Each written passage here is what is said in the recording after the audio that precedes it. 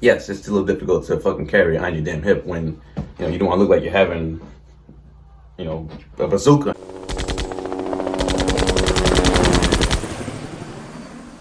Welcome back to another episode of Guns and Trails.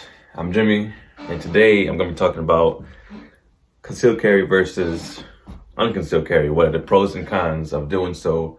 So if you are new to this channel, make sure you go ahead and subscribe. Make sure you go ahead and leave a thumbs up button because we will be bringing more gun content and more gun range shooting and more shootings and gun reviews and all that fun stuff regarding guns, because guns is what this channel is about, because it's called Guns. And anyways, so today, as we know, in this day and age, times are crazy, and at some point, guys, I always say this, we always want to have the upper hand in some way, shape, or form. Now, today we're going to be talking about the shape of the upper hand, which means the concealed, I don't know if you guys can see it, let me show you guys. The concealed carry, which would be right there. Okay, now, this is a small pistol, 9mm. It's my Ruger LC9, it's my EDC, my everyday carry.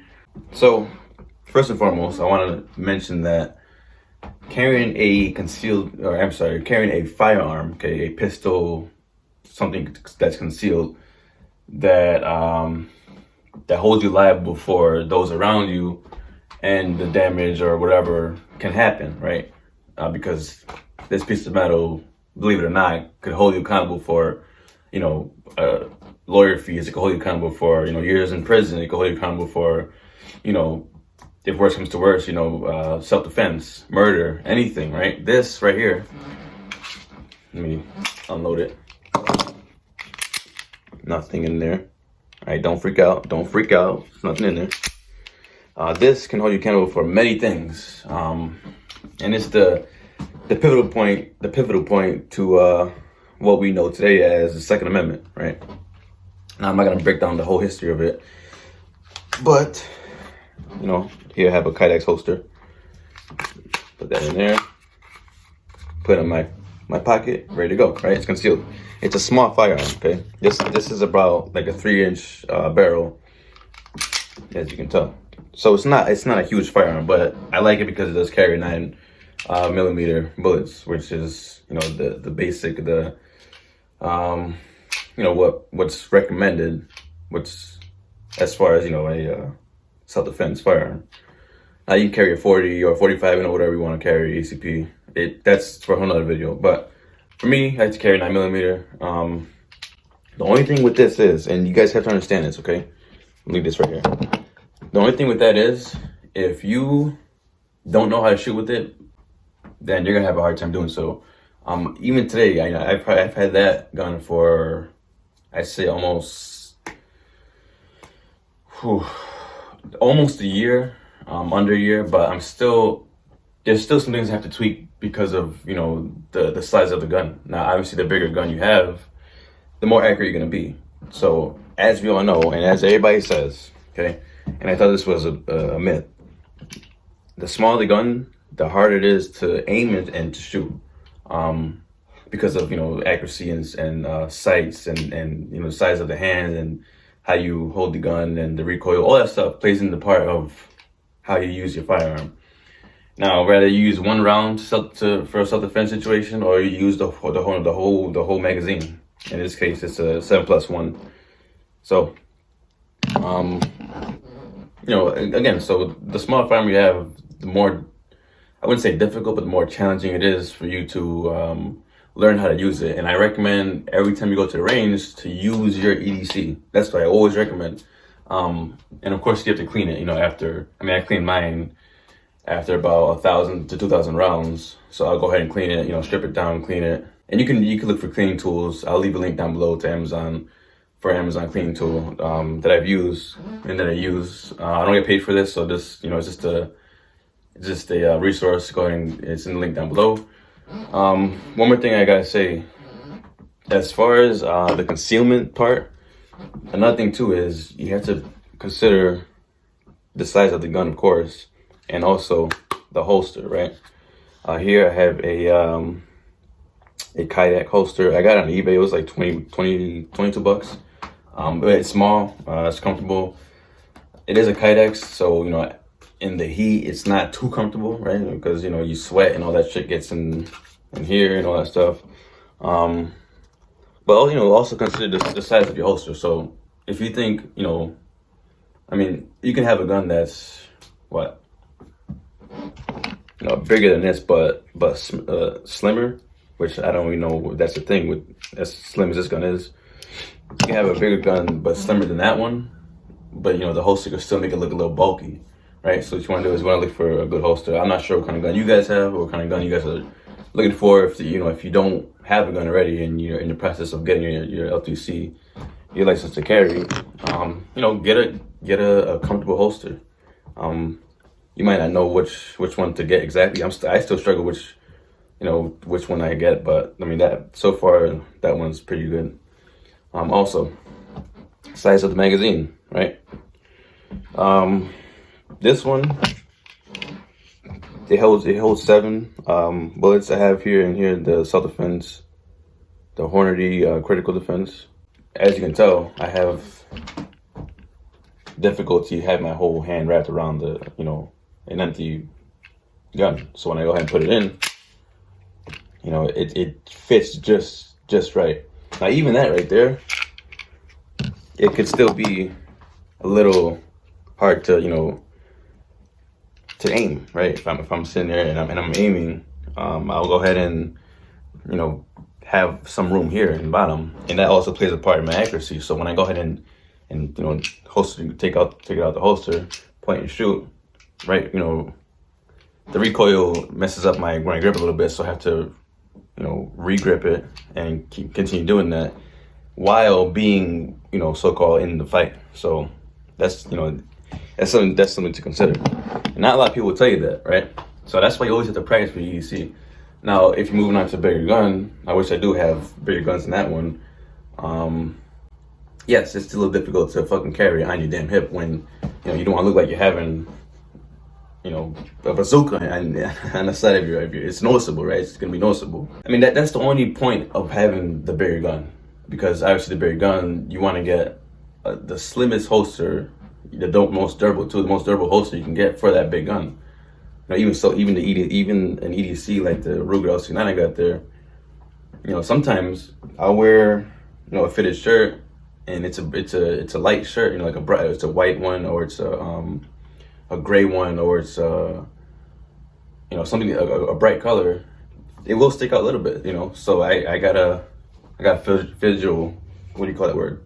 Fidgetal, whatever, around with it just to get it, you know, unnoticeable. So if you're looking for an everyday carry, you're looking for a concealment weapon, it's personal preference. You know, I can't tell you which one is best, which one is not the best. What I could tell you though is, obviously the full-size pistols is kind of what you want to stay away from. You know, as in the summertime. Now in the wintertime, that's when all this changes. That's when everything changes, right? I'm gonna show you guys one more thing, if I have it here. This is the belly holster, right? So what you do is, show you guys here. It's hard to do because I don't have my mount, my damn camera. So you want to do is, and this pretend like, you know, I'm basically concealing it right now, okay? So you wrap it around your belly.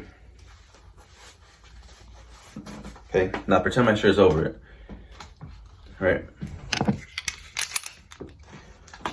Put this in there. And this I will leave also, I got this on eBay. It was like 15 bucks. I don't know, I was thinking for a Kydex holster, and I seen this one upon doing research and all that fun stuff, because that's just what I do in my spare time. I just look at gun stuff, and I seen the holster like this, and I was like, oh, let me try that out. So, okay, it's Velcro, bam. Okay, it's as far as comfort,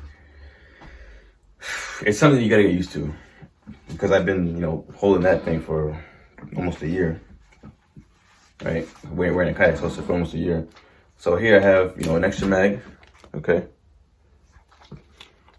Put that in there. Right, and then I have, oh, gonna fall out. And then I have the gun. Right, take it out, boom, ready to go. In this pouch, obviously you can add more stuff to it, like I don't know, have a knife here.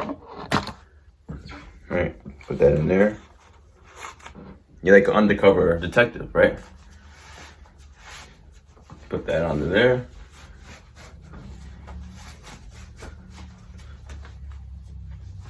Now you can tell, right, that I have something. It's not unnoticeable. So as I was saying, when winter comes around, that's when everything changes. Because now I could throw on a coat, you won't even know it. Now, along with that, for myself, I have to practice how to take out the gun. Draw it, put it back in. Or really just draw it, if needed. As far as putting it back in, I'm not really too concerned with that, because after a gunfight, when are you gonna try to, holster back in, unless you're doing shit you're not supposed to. So as you see here, what I did was I lowered down the belly band, so it looks a little bit more concealed now, right? Looks a little bit more concealed now, but still, if you actually, nobody's gonna actually look at your damn belly to see, like, okay, are you holding some heat? They're not gonna do that. If it's noticeable, it's noticeable. I have 2 layers of shirts here. I have a cutoff shirt here. I'm actually gonna go to the range and do a video. But yeah, you can see here, it looks less concealed, right? As opposed to me having it like right here. But if I removed it, the first layer, see, now that's when it starts to get looks a little goofy now. It looks a little iffy, right? Imagine walking to a bank like this. Yeah, but that's what I have to practice on, with the new holster band like this one, belly band, right? So taking it out. See, right there it took about like 2 seconds, right? I want to get around 1 second. So this is why you got to practice with shit that you buy. Don't just get it because you think that it's going to work, right? You have to practice with it. Everybody thinks that they can shoot a gun, which after getting my LTC, that's definitely not how it works. Just because the gun has a sight, just because the gun has bullets in it, just because the gun has a trigger, and just because a gun has a barrel, does not mean that you're a good shooter. That's just the gun manufacturer making the gun to provide you the ability to shoot, point, squeeze the trigger, and follow up with your shots, right? Group them, right? That's another thing. So anyways, holster, guys, concealed carry. The point of this video, guys, is to tell you guys that if you're looking to conceal a small gun, make sure you do it the right way. But again, smaller guns are more tough. They're actually more challenging to shoot as far as accuracy, as far as drawing, right? You want to practice, because practice does not make perfect. Perfect practice makes perfect. Remember that. And as far as bigger guns, obviously they're easier to draw, but they're hard to conceal, right? Unless you have, again, when winter comes around, that's when I'll start carrying maybe my full size pistols, but ideally want to consider my mid size pistols, like my Smith & Wesson 40 SDVE 40, and I might be carrying my Smith & Wesson M&P. I'm not sure if I want to do that, but go with the seasons, go how seasons go, but always practice on your shots, right? Practice on your shots. Practice drawing, practice, maneuvering, everything that you might need in a real life situation, right? That's how you practice. You don't practice by, just having a gun there and shooting at the target, and that's about it, right? When I go to range, I want to go there with a different mindset every time, like I'm actually in the fight, right? Now, of course, I've done range videos, and as you guys seen, I'll leave some links down below of guns that I shoot. But what I want to do is I actually have like barrels set up so I can actually practice maneuvering, right? And, like, as if I'm in a real life situation. So that's the beauty about having guns, because you can do all that stuff that you see on fucking video games like Call of Duty, right? Make it into real life. Why not? So there you go, guys. Hopefully that helps. If this helps so far, make sure you're gonna leave a like. Point, aim, squeeze, shoot that like button. And also, again, we are working on our way to getting 1,000 subscribers. So that's our goal. Make sure you leave a comment. You guys been good on the comments. I don't know why, but this video right here, my review that I did on the Smith & Wesson SD40 VE, for some reason, I don't know why, but for some reason that's been getting like a lot of engagement, a lot of views. That's my most viewed video. I'm not sure, again, I'm not sure why. Maybe people just like the SD40 VE and they just see the video and click on it. I'm not sure. But anyways, you can check that video out too. And that's pretty much it, guys. So do what you gotta do. Again, concealment, make sure you do it the right way. Make sure you practice in the range. Don't just do it one time. Repetition is the mother of all skill. Make sure you go ahead and do that. This is Guns and Trails. I'm Jimmy. I'm signing out. Peace.